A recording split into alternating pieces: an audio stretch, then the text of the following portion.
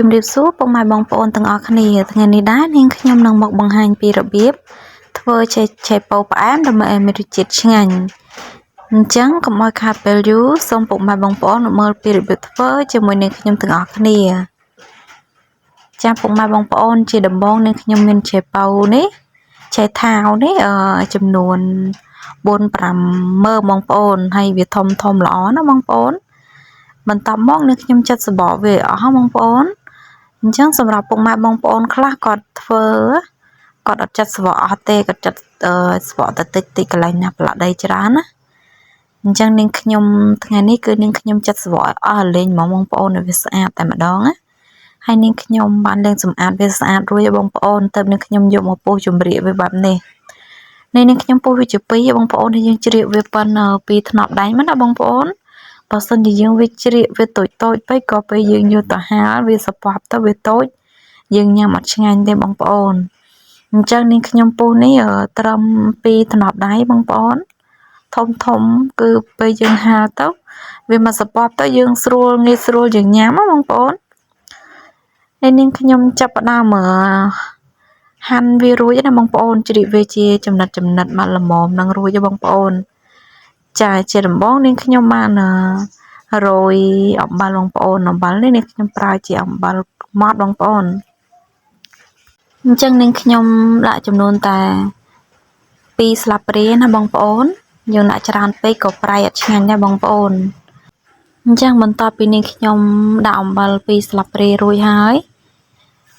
នាងខ្ញុំចាប់ផ្ដើមក្លុកវាបងប្អូនយើងច្បល់វាចុះឡើងដើម្បីវាសប់អំបិលជាមួយនឹងឆៃថាវនឹងឲ្យបានល្អណាបងប្អូនចារបៀបធ្វើនេះយើងចង់ធ្វើលក់ឬក៏ធ្វើទុកបានយូរបងប្អូនវាអត់ខូចអត់អីទេហើយរបៀបធ្វើនេះគឺអត់ពិបាកទេណាបងប្អូនទាំងអស់គ្នាហើយយើងក្លុកនេះយើងក្លុកឲ្យអំបិលហ្នឹងសប់ល្អជាមួយនឹងឆៃថាវរបស់យើងណាបងប្អូនយើងក្លុកនោះរយៈពេលរៀងយូរនាទីដែរបងប្អូនជាដូចជា 2-3 នាទីដែរបងប្អូនដើម្បីឲ្យវាសប់បានល្អបងប្អូនយើងក្លុកចឹងមកបងប្អូនយើងមិនបាច់ច្បាច់បែបអីណាបងប្អូនយើងក្លុកចុះក្លុកឡើងក្លុកចុះក្លុកឡើងទៅវាសប់ហើយយើងក្លុកមកសន្ទុះទៅវាចេញទឹកពីជាថាវហ្នឹងណាបងប្អូនចាពុកម៉ែបងប្អូនអញ្ចឹងដូចនេះខ្ញុំបញ្ជាក់អញ្ចឹងណាយើងត្រូវការក្លុកហ្នឹងក្លុករយៈពេល 2-3 នាទីណាបងប្អូនដើម្បីឲ្យវាសប់បានល្អ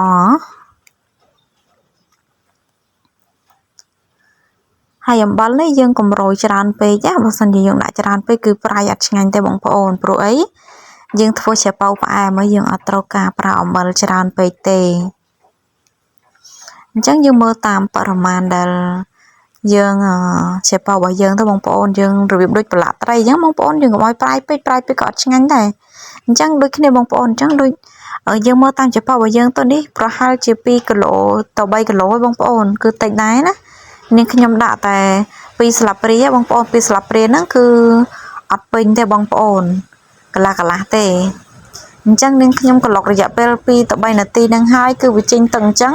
ហើយនាងខ្ញុំផ្អាប់ទុករយៈពេល 4-5 ម៉ោងពុកម៉ែបងប្អូននេះហើយបន្ទាប់ពីនាងខ្ញុំផ្អាប់ទុករយៈពេល 4-5 ម៉ោងរួចហើយនាងខ្ញុំពុតឆាប៉ូបងប្អូនឆៃថាវបងប្អូនឆៃថាវយើងនេះគឺវាទន់ល្អណាបងប្អូនសាច់ឆៃថាវគឺទន់ល្អខ្លាំងមែនទែនបន្ទាប់ពីនាងខ្ញុំទុករយៈពេល 4-5 ម៉ោងហើយបងប្អូនអញ្ចឹងបន្ទាប់មកនាងខ្ញុំចាប់ផ្ដើមយកឆៃថាវនេះយកទៅហាលបងប្អូនបើសិនជាពុកម៉ែបងប្អូនអត់យកទៅហាលទេពុកម៉ែបងប្អូនអាចយកទៅសកត់បានបងប្អូនយកទៅដាក់ក្នុងកណាត់អីមួយហើយយើងសកត់របស់ធ្ងន់ពីលើណាបងប្អូនតែនេះនាងខ្ញុំធ្វើនេះគឺមានថ្ងៃបានល្អបងប្អូនវាបើកថ្ងៃល្អអញ្ចឹងនាងខ្ញុំចាប់ផ្ដើមយកទៅហាលរយៈពេលកន្លះថ្ងៃនាងខ្ញុំហាលនេះអត់ហាលពេញមួយថ្ងៃទេណាបងប្អូននាងខ្ញុំហាលរយៈពេលតែកន្លះថ្ងៃទេចាអញ្ចឹងនាងខ្ញុំចាប់ផ្ដើមតម្រៀបវាបងប្អូនតម្រៀបវាឲ្យវារាងស្ដើងចឹងទៅងាយស្រួលពេលយើងហាលទៅវាចាប់ស្ងួតពុកម៉ែបងប្អូនអញ្ចឹងអធិស្ឋានផងពុកម៉ែបងប្អូនជាទីស្រឡាញ់ទាំងអស់គ្នានាងខ្ញុំរឿងប្រែសលេងបន្តិចហើយគឺប្រែប្រួលទៅតាមអាកាសធាតុអញ្ចឹងណាអញ្ចឹងអាកាសធាតុវារៀងត្រជាក់បងប្អូនអញ្ចឹងសុខភាពយើងវាប្រែប្រួលទៅតាមនឹងដែរនាងខ្ញុំ រៀងផ្ដាសាយបន្តិចបន្តួចណាពុកម៉ែបងប្អូនទាំងអស់គ្នាអញ្ចឹងអធិស្ឋានផងបើសិនជាប្រែសំឡេងប្រែអីអញ្ចឹងបងប្អូនចាឲ្យទឹកអំបិលដែលយើងបានត្រាំជាប៉ៅហ្នឹងជាថាវហ្នឹងយើងចាក់ចោលណាបងប្អូនយើងអត់យកមកធ្វើអីទៀតទេអញ្ចឹងនាងខ្ញុំតម្រៀបរួចហើយនាងខ្ញុំចាប់ផ្ដើមដាក់ហាលណាពុកម៉ែបងប្អូនហាលនេះហាលរយៈពេលតែកន្លះថ្ងៃទេបងប្អូនអញ្ចឹងបើកថ្ងៃមេឃនេះបើកថ្ងៃបានល្អណាបងប្អូននៅខាងខ្ញុំឯងបងប្អូនគឺក្តៅខ្លាំងមែនតើណាពុកម៉ែបងប្អូនទាំងអស់គ្នាចាហើយពុកម៉ែបងប្អូនមើលជុំវិញផ្ទះរបស់នាងខ្ញុំទៅគឺដំណាំអីអត់សូវល្អទេព្រោះអីវាមេឃវាក្តៅពេកហ៎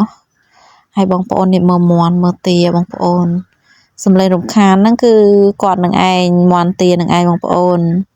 ចាអញ្ចឹងនាងខ្ញុំចាប់ផ្ដើមកូរទឹកស្ករណាបងប្អូននាងខ្ញុំប្រើស្ករសនាងខ្ញុំអត់ប្រើស្ករត្នោតស្ករអីទេបើពុកម៉ែបងប្អូនមានស្ករត្នោតស្ករអីហ្នឹងបងប្អូនអាចកូរដាក់ស្ករត្នោតបានកាន់តែឆ្ងាញ់ទៀតបងប្អូនតែនាងខ្ញុំកូរដាក់ស្ករសនេះក៏ឆ្ងាញ់ដូចគ្នាដែរណាបងប្អូននាងខ្ញុំប្រើចំនួន2ខាំកន្លះបងប្អូននាងខ្ញុំកូរដំបូងណា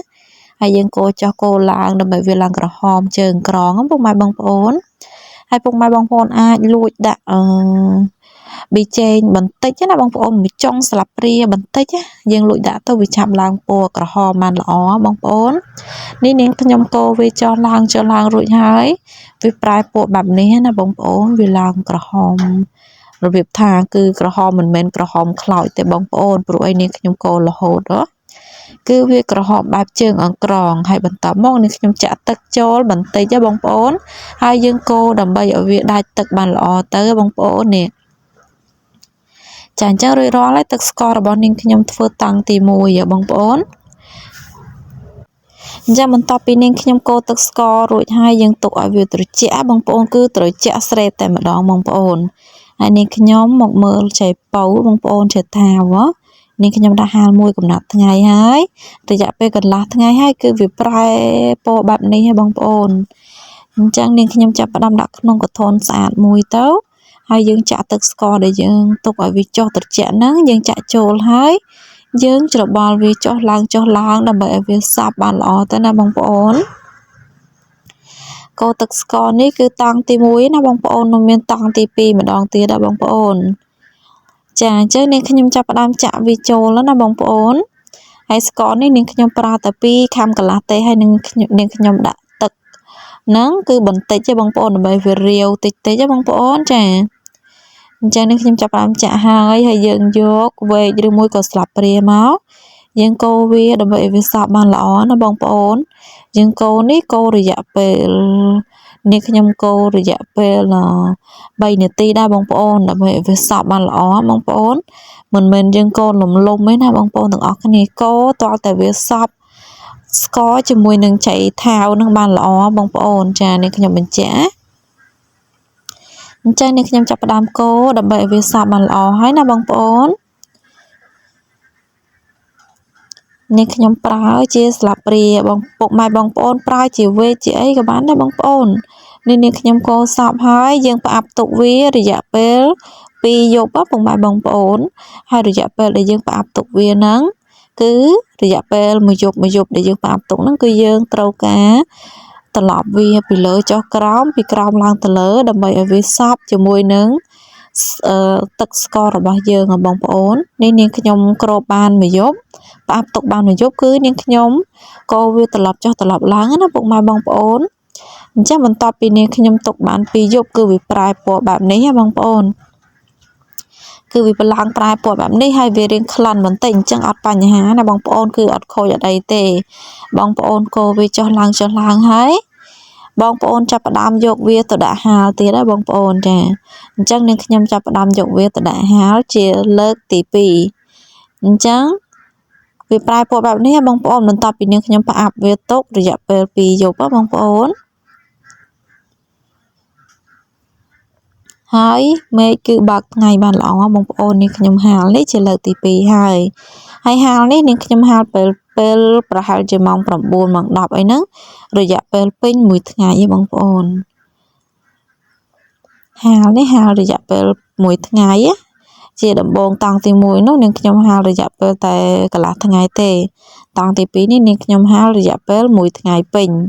ចាអញ្ចឹងបន្ទាប់មកតង់ទី2នេះនាងខ្ញុំកូរស្ករលើកទី2នេះនាងខ្ញុំប្រើចំនួន3ខាំបងប្អូនហើយនាងខ្ញុំប្រើជាស្ករសទៀតបងប្អូនគឺឆ្ងាញ់ដូចគ្នាអញ្ចឹងដូចនេះខ្ញុំបញ្ជាក់អញ្ចឹងបើសិនជាពុកម៉ែបងប្អូនមានស្ករត្នោតដាក់ក៏បានដែរហើយនេះនាងខ្ញុំប្រើស្ករសនាងខ្ញុំដាក់ចំនួន3ខាំអញ្ចឹងនាងខ្ញុំកូរឲ្យវាឡើងក្រហមជើងអង្ក្រងបែបនេះហើយនាងខ្ញុំចាប់ផ្ដើមដាក់ទឹកចូលទៀតដែរបងប្អូនហើយយើងដាក់ទឹកចូលតែបន្តិចទេអញ្ចឹងងាយស្រួលណាពុកម៉ែបងប្អូនបើសិនជាយើងចេះធ្វើញ៉ាំណាយើងធ្វើទុកញ៉ាំទៅបងប្អូនអត់ខូចអត់អីទេបងប្អូនទុកបានយូរខ្លាំងមែនទែនពុកម៉ែបងប្អូនអញ្ចឹងបន្ទាប់ពីនាងខ្ញុំកូរវាឡើងក្រហមជើងក្រងហើយនាងខ្ញុំចាក់ទឹកចូលបន្តិចពុកម៉ែបងប្អូនហើយយើងកូរដើម្បីឲ្យវារលាយបានល្អទៅលាយស្ករនឹងបានល្អទៅហើយដើម្បីឲ្យវាដាច់ទឹកនឹងបានល្អចាបងប្អូននេះនាងខ្ញុំកូររួចហើយគឺឡើងប្រែពណ៌បែបនេះហ៎បងប្អូនគឺក្រហមណាបងប្អូនមិនមែនខ្លោចទេបងប្អូនទាំងអស់គ្នាអញ្ចឹងបន្ទាប់មកយើងទុកទឹកស្ករហ្នឹងឲ្យវាត្រជាក់ជាលើកទី2ទៅណាបងប្អូននាងខ្ញុំទុកឲ្យវាត្រជាក់ហើយបងប្អូនទាំងអស់គ្នាបន្ទាប់មកយើងងាកមកមើលច្រេតថាវដែលយើងហាលវាជាលើកទី2ហ៎នាងខ្ញុំហាលពេញមួយថ្ងៃគឺវាប្រែពណ៌បែបនេះពុកម៉ែបងប្អូនហើយយើងចាប់ផ្ដើមចាក់ដាក់ក្នុងកធុនស្អាតដដែលហើយយើងចាក់លេងជាមួយនឹងទឹកស្ករជាលើកទី2បងប្អូននាងខ្ញុំធានាថាឆ្ងាញ់ណាពុកម៉ែបងប្អូនអាចសាកធ្វើតាមរបៀបនេះបានណាបងប្អូនទាំងអស់គ្នា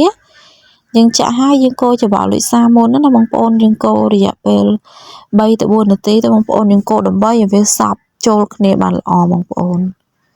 ចឹងនេះខ្ញុំចាប់ផ្ដើមកូរវាចុះឡើងណាពុកម៉ែបងប្អូន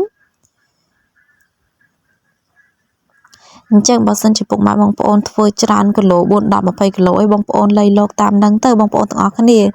នេះខ្ញុំធ្វើតិចដែរទេព្រោះអីនេះខ្ញុំធ្វើញ៉ាំលក្ខណៈគ្រួសារបងប្អូននេះខ្ញុំអត់បានធ្វើលក់ធ្វើអីទេតែធានាថារសជាតិគឺឆ្ងាញ់ណាបងប្អូនអញ្ចឹងបងប្អូនអាចសាកធ្វើហើយមើលតាមវីដេអូរបស់នេះខ្ញុំនេះមួយដំណាក់កាលបងប្អូននឹងចេះធ្វើឲ្យបងប្អូនអត់ពិបាកទេអញ្ចឹងនេះខ្ញុំកូរវាចុះឡើងរយៈពេល3 ទៅ4នាទីដែរបងប្អូនកូរដើម្បីវាសព្វគ្រឿងបានល្អអញ្ចឹងសម្រាប់ពុកម៉ែបងប្អូនខ្លះគាត់អត់យកទៅហាលទេគាត់ច្រកទុកក្នុងកំប៉ុងហើយគាត់ដាក់ក្លាសេក្នុងទូទឹកកកតែនេះខ្ញុំនេះអត់យកទៅក្លាសេទៀតទេបងប្អូនគឺនេះខ្ញុំផ្អាប់វាទុករយៈពេល2យប់ទៀតបងប្អូនរយៈពេល2យប់ណាអញ្ចឹងនាងខ្ញុំលាយទឹកស្ករលើកទី2នេះគឺនាងខ្ញុំផ្អាប់ទុករយៈពេល2យប់ដដែល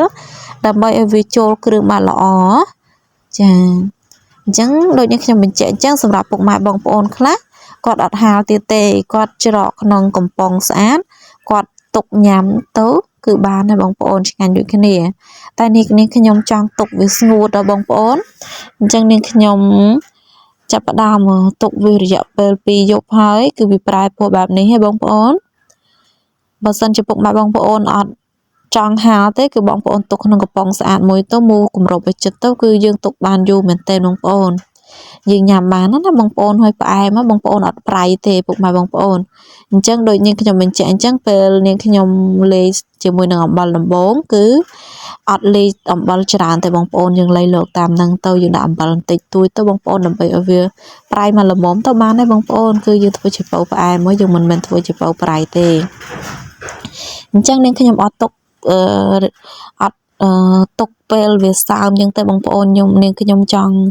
រក្សាទុកពេលវាស្ងួតអញ្ចឹងនាងខ្ញុំចាប់ផ្ដើមហាលវារយៈពេលតែ1ថ្ងៃទេបងប្អូននេះខ្ញុំផ្អាប់ទុករយៈពេល2យប់ណាបងប្អូនកូរស្ករលើកទី2គឺប្រែពណ៌បែបនេះបងប្អូនគឺទំនងខ្លាំងមែនតើគឺឡើងពណ៌ហ្នឹងគឺក្រហមឆ្អិនឆ្អៅតែម្ដងណាបងប្អូនអញ្ចឹងបន្ទាប់ពីនាងខ្ញុំហាលវាទុកបាន1ថ្ងៃហើយគឺវាស្ងួតឡើងពណ៌បែបនេះបងប្អូនគឺទំនងហើយឆ្ងាញ់ណាបងប្អូនអញ្ចឹងវីដេអូនេះខ្ញុំថ្ងៃនេះមានតែប៉ុណ្្នឹងឯងជម្រាបលាជួបគ្នានៅវីដេអូក្រោយ